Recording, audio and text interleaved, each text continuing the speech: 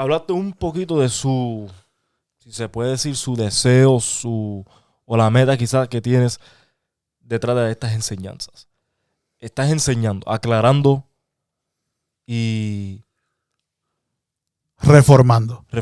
Es lo que yo es la palabra que usted usa. Yo le he llamado reformar. Ajá. Reformar es volver a darnos la forma que está en la Biblia. Así Okay. lo veo. Pues estas enseñanzas que estás dando, reformando la iglesia, ¿cuáles, si lo tienes, si no lo tienes, pues está bien, pero si tienes alguna visión para el futuro, sea para su iglesia, sea quizás para las iglesias, otros pastores que quizás usted conoce que estás hablando, conversando, ¿cuál es su visión o deseo detrás o después de estas conversaciones? No tengo. ¿Qué deseas sacar de todo esto? Libertad. Elevar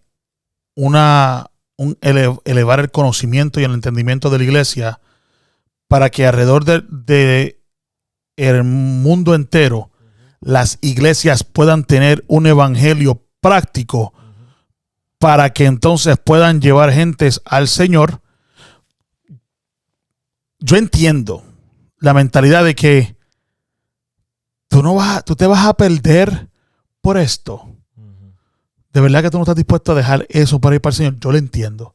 Entiendo que si una persona no está dispuesta a dejar un pantalón, no está dispuesto a dejar una barba, no está dispuesto a dejar todas esas cosas, yo lo entiendo. O sea, suena ridículo. Pero lo que mucha gente no entiende es que lo que la gente no entiende, si Dios de verdad me ama, ¿por qué quiere eso? Ajá. Sí, porque ese punto de vista se puede decir del otro lado. Sí, exacto. Yo lo pongo como que, imagínate que una esposa le diga a su esposo, tú te me quitas el bigote. No me gusta el bigote. Te me quitas el bigote. Y él le va a decir, yo no me voy a quitar el bigote. No me gusta cómo yo me veo sin el bigote. No me voy a quitar el bigote. Y él le va a decir, no quitarte el bigote es traer nuestro divorcio. Ajá. Y él va a decir, ¿qué? Sí. ¿Te vas a quitar el bigote? No me lo voy a quitar. Tú estás diciéndome a mí que tú estás dispuesto a divorciarte conmigo por un bigote. Y la pregunta puede ser de otro lado. Y tú me estás diciendo a mí que tú estás dispuesta a darme carta de divorcio por un bigote. Exacto. Yo entiendo el decir, estas cosas de verdad que el Señor, tú no estás dispuesto a dejar esto por el Señor. Yo lo entiendo. A la misma vez, hay mucha gente que cuando no entienden ciertas cosas, dicen, ¿qué más tú enseñas? Mi visión es, mi deseo fuera de que las iglesias podamos unirnos, respaldarnos, promover una unidad y una salud eclesiásticas, aunque tengamos diferentes perspectivas de ciertas cosas. ¿Lo consideras posible? Ayuda a mi incredulidad. O sea, tengo fe, pero ayuda a mi incredulidad. Así me siento. Tengo fe, pero ayuda a mi incredulidad. ¿Tú me entiendes? Así me siento. Ahora me invito. Ahora, estoy preparado. En un tiempo atrás, yo no quería organizaciones. Yo no quería nada. ¿Se ha cambiado? Estoy dispuesto a unir iglesias que quizás piensen igual.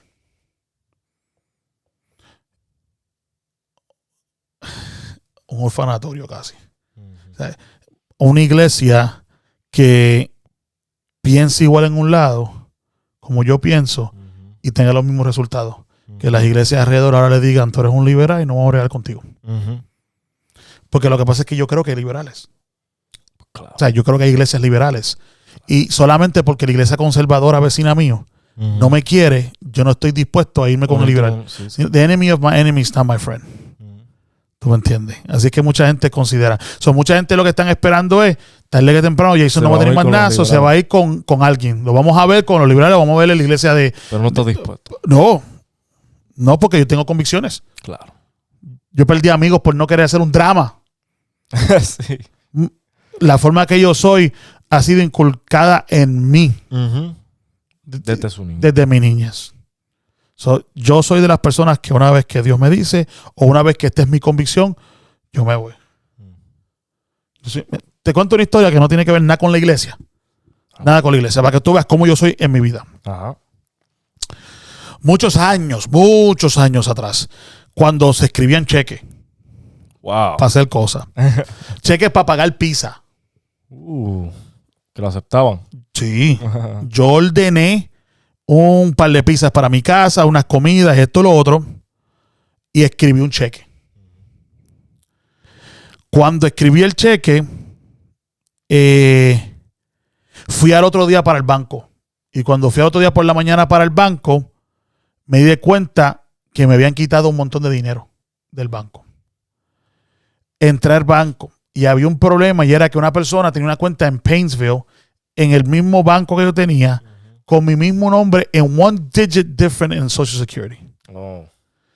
So, a veces me sacaban chavo a mi cuenta, que era la de él, y se lo sacaban. y a veces teníamos ese problema. Ajá.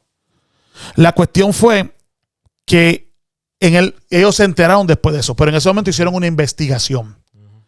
Y lo que hicieron fue que el cheque que yo tenía, en el momento, el cheque de mi trabajo que yo tenía, me lo cambiaron. They cashed it. Pero me dijeron, la cuenta la vamos a frizar en lo que se investiga qué está pasando con su cuenta. Porque en ese momento no sabían cuál era el problema. So, they cashed the check para no dejarme sin nada, pero la cuenta la frizaron. El problema es que hay un cheque que está corriendo. So, yo salgo del banco y me voy a Domino's. Y en eso no están abiertos, pero yo veo a un hombre que está en el lado de la oficina y le toco la puerta, y él, what can I do for you? Y yo le explico, mira, brother, yo escribí un cheque ayer, pero tengo un problema con la cuenta. La frizaron la cuenta, frizaron todo. Pero yo tengo cash porque me acabaron de cambiar el cheque. Let me give you the cash for the check. La cuestión es que el hombre está contando el dinero del día de antes para ir al banco a depositar. Misael, yo veo en la mesa mi cheque. Y le digo, there's my check. Give me the check. I'll give you the cash. Dame el cheque y yo te doy el efectivo. Yo no puedo hacer eso.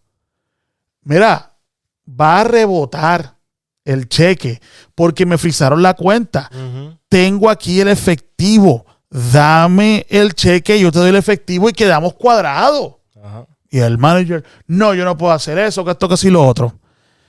Y yo dije, yo no entiendo, yo no entiendo esta injusticia. Solo miré y le dije, so what happens now? Y me dijo, pues el cheque va a rebotar. El banco te va a cobrar overdraft. Y yo le dije, el banco no me va a cobrar porque el banco es el que lo cerró. Pues nosotros te vamos a cobrar un overdraft. Y te vamos a cobrar yo no sé ni qué. So, un cheque de 30 pesos era un overdraft de 40 pesos. Ahora la pizza me iba a salir en 70 pesos. Más yo no sé ni qué. Y yo le dije, I'm not giving you not one cent. Porque yo estoy aquí para bregar con eso. Me dijo, bueno, pasaron el cheque, rebotó, me mandaron una carta que le debía los 30 y pico pesos de la pizza, los 40 y pico pesos del esto. Y yo le dije, no los puedo pagar. Años después, estaba en plan de comprarme una casa, fui a bregar con la casa, me estaban bregando con el crédito para arreglar todo el crédito, y el hombre de crédito me dice, listen man, aquí hay un bill de Domino's. By now it was like $100 and something. No lo pagaste. Lo pagas, te suben tantos, tú pagas eso, y te suben como 20 puntos de tu crédito. No. Y él me dijo, no, it's a principle. No lo voy a pagar. Y él miró, Jason Hernández, everybody. Y él miró a mi esposa y le dice, mira, él salda esto. ¿Y cuánto tiempo coge eso de salir de mi crédito? 7 años. Regreso. Cuando yo tengo una convicción en algo, lo tengo. Yeah, yeah. Did I do it right? Probably not. Pero yo le dije pero el hombre podía haber arreglado eso con solamente coger los 30 pesos que tenía en Yeah, cash. yeah. Entender mi situación. Mhm. I'm like that en toda mi vida. Yeah. So, cuando la gente me miran con que, he does it porque él se cree mejor que... No, Y tampoco vas a... no, No compromises. no voy a ceder en Ujú. nada. Lo que yo creo que hay linderos, yo creo que hay límites. Mhm. No tener libertad es libertinaje. Mhm. So, yo creo en el yo no creo que hay límites. So, yo creo que solamente porque yo digo que sea una barba, yo no creo que debe venir una persona con líneas hechas en la barba y esto y lo otro, porque yo creo que eso no tiene que ver. No creo en una persona que se vea todo abandonado. Si va a tener una barba, mire, límpiesela, esto, lo otro. Tú sabes que yo he dicho, dama, si vos usar un adorno, asegúrese que sea modesto. Creo en la modestia y en el pudor. No creo que porque puedes usar quizás una prenda significa que tiene que ser una prendota para que todo el mundo sepa que tiene chavo. Sí. Yo creo que hay límites. Estás buscando el balance. Quizás algún día hayan unas iglesias Dispuesto. que digan, Ujú. yo creo como usted y no encuentro con quién confraternizar o no encuentro con esto. Ya estoy pensando en que quizás algún día esté Tienes dispuesto esa a visión. unirlo. Ujú. No la tengo como visión, pero estoy dispuesto a hacerlo. Ajá. Estoy dispuesto a hacerlo, ¿tú me entiendes? Antes yo decía, no quiero saber nada de esto. Ujú. Pero ahora si es necesario, estoy dispuesto a hacerlo. Estoy dispuesto a ir a la iglesia a enseñar lo que sé. Ujú. O sea, estoy dispuesto a sentarme con pastores que me digan, pues, enséñame esto. Ujú. Estoy curioso, vamos a ver qué es lo que está pasando. Estoy Porque dispuesto a hacerlo. al fin de todo, la intención aquí no es tampoco uno decir, yo soy el mejor maestro, yo tengo la revelación y nadie lo tiene. Aquí la intención es eso mismo, Es que no limitar el evangelio. es que yo me dediqué a ver si yo soy el único. Ujú. Y yo he visto que hay iglesias alrededor del mundo que son así también. Sí. O sea, yo he visto iglesias en diferentes lugares que son así. Ujú. Que tienen que tú miras y tú dices, si hay iglesias que dijeran que eso es liberal. Pero tú a la misma vez tú vienes y dices, pero no parece ni, porque hay mira, la dama tiene esto, pero se ve que no está Sí, sí, mundana. O sea, yo lo creo que lo hay. Lo que pasa es que hay mucha gente que no consideran que es posible. Pero yo creo que es posible. Digo, lo estoy demostrando que es posible. Sí. Que es un proceso. Y se ve que es un proceso. Sí, un proceso, estamos hablando de 20 y pico de años para mucha gente, 30 años, y para mí de 40 años. 40 años escuchando lo mismo. Tú no cambias esa noche a la mañana. Por eso Lanzo Boto ya tira como tira la bola. O sea, tú no te puedes criar tirando Sí, sí. la bola así y piensa que en 2 meses Vas vas a tirarla de bien. momento, sí, ¿no? sí, Y la vas a echar, sí. but it's gonna look ugly. It's gonna be rough for a Yeah, while. for a while it's gonna be ugly. It's Yeah. gonna be rough. Sí. Bueno, aquí tengo una última pregunta. Una última pregunta, dale. La última pregunta que tengo es... Yo pensaba que estas preguntas iban a ser más personales, me la hiciste fácil. Porque esto olvídate. Estamos calentando. Yo estaba tragando y decía, vamos a ver con Kevin viene este. No, estamos calentando. Dale. La última pregunta siguiendo esta línea. Porque tengo más. Sí. No, pues tú haces toda la que tú quieras. Yo no tengo prisa. Tú eres que está lejos. Sí, verdad. Pero varias veces se ha mencionado en esta conversación la comparación constante alrededor de tu ministerio y el ministerio de tu padre. Sí, Ahora estamos llegando a lo personal. sí. Estás tocando fibras personales. Dale.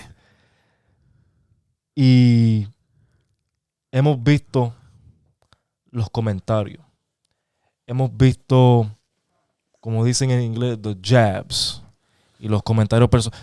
No hace mucho que acabaste de leer un mensaje de texto de un falto de respeto hacia su padre. ¿Cuál es su punto de vista sobre las comparaciones? Porque las comparaciones siempre han estado ahí. No solamente fue en el momento que falleció su padre. Sí, sí. Estaban ahí en tu Todo. juventud. En mi principio todo. Siempre. Siempre. ¿Cómo usted ve las comparaciones y si usted tendría que comparar tu ministerio con el ministerio de su padre, ¿cómo lo ve? ¿Cómo lo compararía? Yo creo que la comparación es la madre de la infidelidad, de la infelicidad. Uh-huh. Yo creo que cuando la gente se comparan a otros es por la cual siempre se encuentran insatisfechos e infelices. Uh-huh. Eso no creo en la comparación. Uh-huh.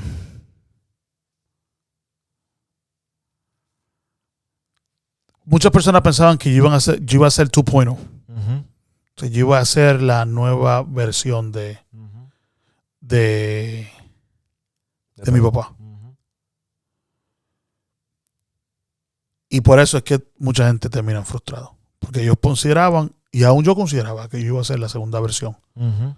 Yo iba a continuar lo que él comenzó. Uh-huh. Eso fue lo que yo le prometí a mi papá cuando en el 1997 mi papá queda paralítico de un virus que se acomodó en su espina dorsal.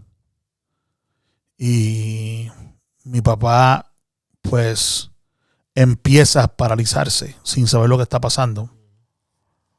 Y lo llevan al hospital de Conard. En el hospital de Conard, como mi papá era veterano, allí decidieron que lo iban a llevar al hospital de veteranos en Cleveland. Por la situación urgente, lo iban a llevar por helicóptero. Ellos no pensaban que mi papá iba a sobrevivir el viaje. Por ende, ellos decidieron entubarlo para respirar, porque la parálisis estaba subiendo y ellos esperaban que la parálisis llegara a los pulmones. Mi mamá, cuando se enteró que iba para Cleveland, en ese momento se fue. Y se fue para llegar a Cleveland, to get a head start. Como el avión llega allí en 20 minutos, pues yo llego ahora, quizás llegamos al mismo momento en lo que todavía estaban preparando a mi papá. A mí ella me dejó con mi papá.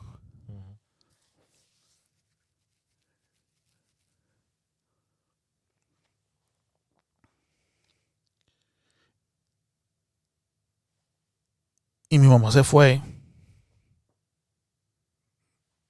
Y a mí me tocó quedarme con mi papá con un tubo por la boca. En lo que la máquina respiraba, o en ese momento tenían una persona respirando por él. La señora me dice, él no te puede hablar, pero tú le puedes hablar. Todo decía que mi papá no iba a vivir.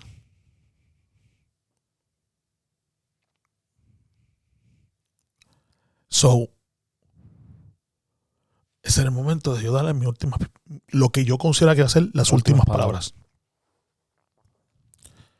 Yo tenía 17 años. Y a esa edad, yo con mi papá con un tubo en la boca, yo le dije a mi papá que yo lo amaba y que yo iba a terminar lo que él comenzó en Hasta Viola.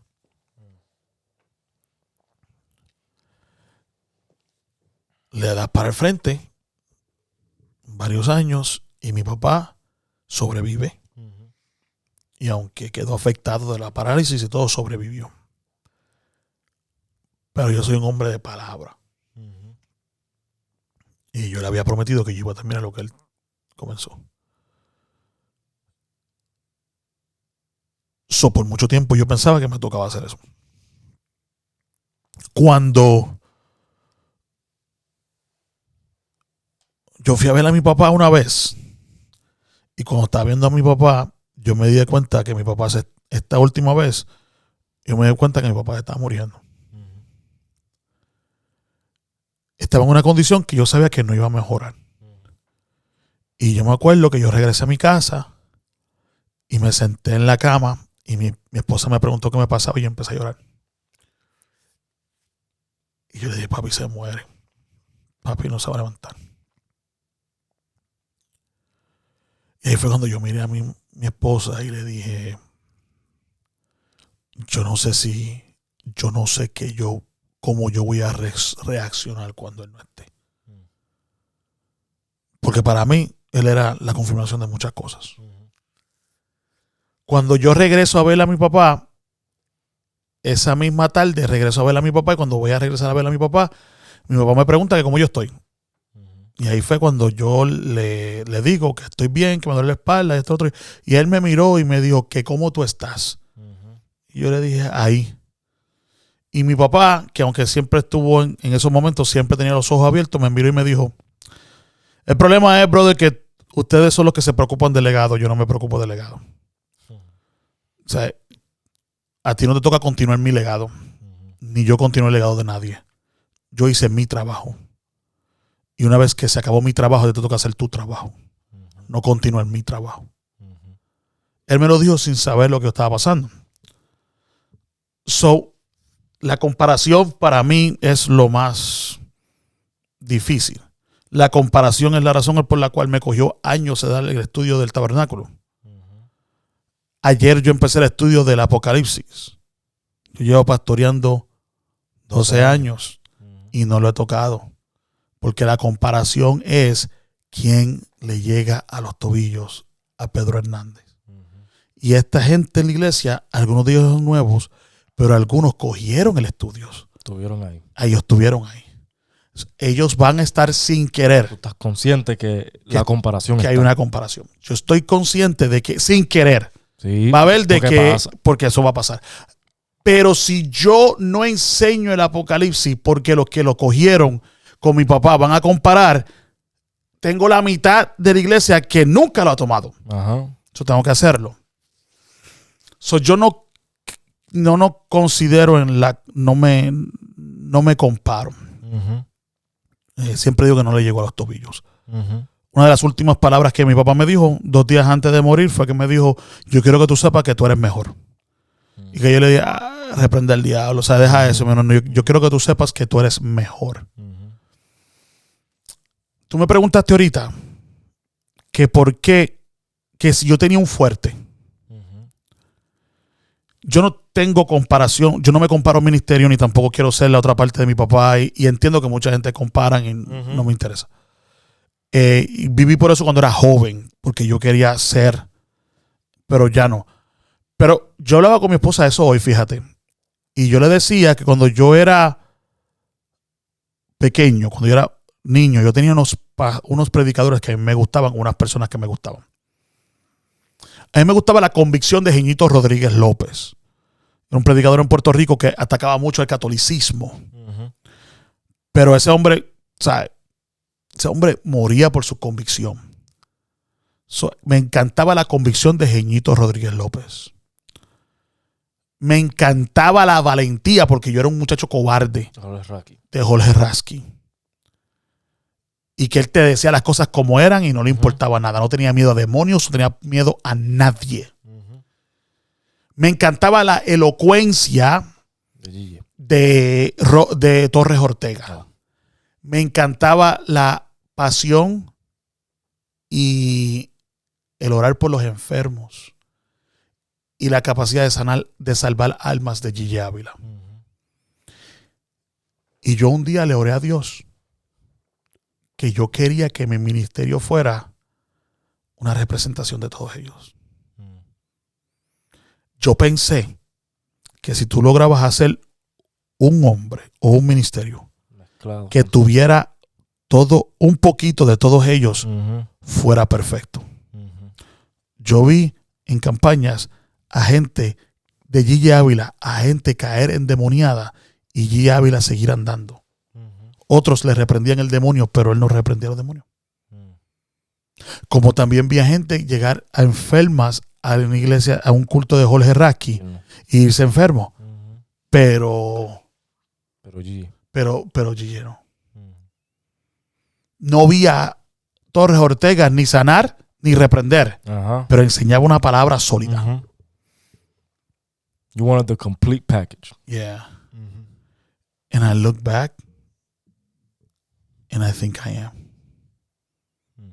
O sea, I look back y en mi ministerio ha habido sanidad.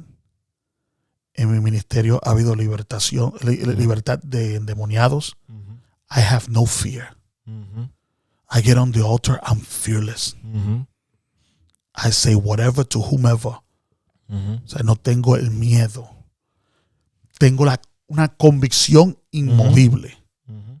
Y And enseña. I work really hard de ser elocuente en mi enseñanza. Yeah. Yeah. So I literally looked Chari and I said, todo eso necesita la unción del Espíritu Santo, Claro. que es lo que hay que buscar siempre para avivar cuando se baja y esto y lo otro. Pero that was my goal, Ujú. de poder ser todo eso. Yo no sé si papi era así. Papi hacía de todo también. Ujú.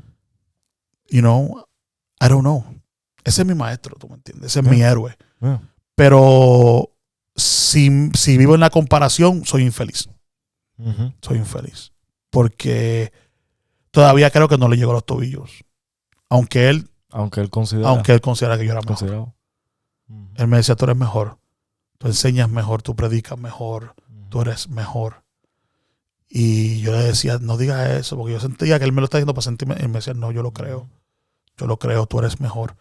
Él me dice, yo he aprendido de tu pastorado cosas que yo no aprendí ni prediqué en toda mi vida. Ujú. Pero como quiera, cuando yo lo veo, yo digo, todavía no me considero que le llegó a los tobillos. Ujú. Nunca me considero que le llegó a los tobillos.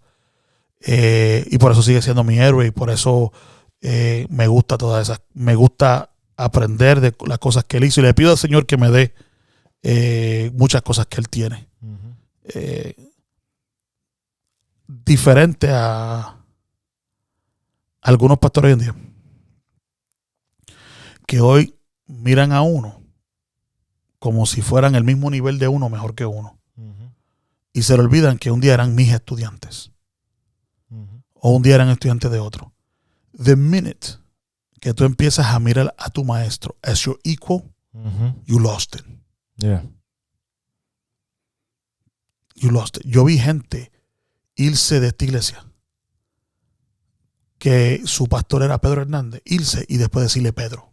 Ujú. Y aunque a papi no le importaba nada, yo decía, por muchos años tú le dijiste pastor Ujú. y ahora es Pedro. Ujú. And your attitude says a lot. Porque no es Pedro, es the attitude was more like, I'm a pastor like you. Yo soy pastor como tú. Yeah. Yo creo que cuando tú llegas a eso. So, por eso es que yo digo, Y esos son los que hasta el día de hoy comparan. sí, sí. Esos mismos son los que te comparan. Sí, esos son las mismas personas que también dicen, pues, comparar, ellos lo que dicen es, se supone que tú sigas exactamente lo que le enseñó. Ujú. Yo, personalmente, yo lo comparo a ustedes, pero no comparo a ti con él. Yo lo veo a ustedes. Yo creo que muchos, como dijiste, muchos consideran que ustedes son Elías y Eliseo. Y lo podemos hacer, pero Elías y Eliseo eran diferentes. Eran diferentes, pero, ¿sabes? Elías huyó Todo el al mundo frente de espera Acab. la doble porción, ¿tú me entiendes? Sí, pero Elías huyó al frente de Acab. Ujú. Eliseo mandaba a matar a la gente que los relajaban. Ajá. Moisés no guerreaba. Ujú. Josué lideraba con la espada. Ujú. Jesús dijo, yo me voy y cosas mayores a las que yo hace harán ustedes. Exacto. ¿Tú me entiendes? Pedro y Jason son similares. Ujú. Yo veo a Pedro en Jason. Ujú. Cuando yo predico, ahora yo me siento a escucharme a predicar y yo Sí. escucho a Pedro. Sí. La voz, el manerismo. Puedo ver a mi Ujú. papá Bastante. en mí. Ujú. So, comparar Pedro y Jason, sí. Ujú. Pero comparar pastor Jason y pastor Pedro, no. Exacto. No. Que ese es el punto que yo... Varias veces en la Biblia nosotros vemos momentos o vemos el proceso. Podemos ir hasta el principio en el libro de Génesis cuando Dios está comenzando la línea de Abraham. Ujú. Y vemos en el libro de Génesis cómo empieza con Abraham, sigue con Isaac y después a Jacob. Cada uno con sus errores, cada uno con sus debilidades, pero cada uno llevando a cabo el propósito de Dios para un propósito. Y muchos desean ver un Abraham 2. No lo hay. Y hay que entender que Dios no brega con Abraham 2. No lo hay. No se brega con Elías 2. Se brega con el próximo que tiene que llevar a cabo el propósito que Dios tiene para la iglesia o para algo específico. Cada hombre de Dios está hecho para un momento. Exacto. Y Dios prepara a otro para otro momento. Nosotros hemos hablado de las profetas. Mi papá siempre decía, yo no puedo pastorear en este tiempo. O sea, mi papá, pastor de pastores, yo pasaba por problemas que él me decía, chacho, varón, yo no puedo pastorear. Esto te toca a ti, yo no puedo con esto. Y yo puedo decir que él lo decía porque me imagino que hay muchos, porque la gente son terribles, que dudan sí, yo lo sé. en lo que tú dices, pero yo puedo también admitir que él, después de los cultos, donde tú no estás presente ahí en la casa, yo vivía con él. Él hablaba de cosas que él veía, cosas que él escuchaba, que él decía, yo no. No, mi mamá me cuenta que papi lloró mucho en momentos diciendo